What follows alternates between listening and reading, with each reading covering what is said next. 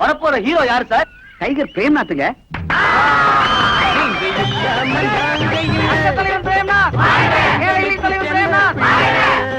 என் பங்குக்கு நான் என் ஒரு வாரத்துக்கு கூலியை கொடுத்துறேன். என்ன, நான் 100 ரூபாய் தரேன்டா. பரிசை கட்ட வச்சிருந்த பணம் சொன்னேன். ஒரு வருஷம் பரிசை எழுதாட்டேனடா.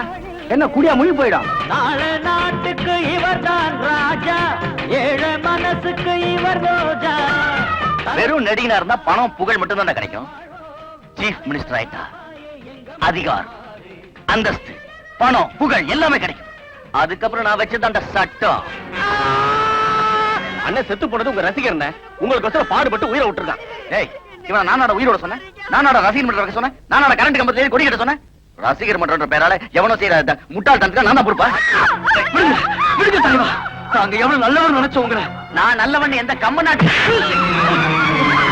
இருந்தாலும் நல்லவன் நம்பி எங்க வாழ்க்கையே பாழா போச்சுங்க.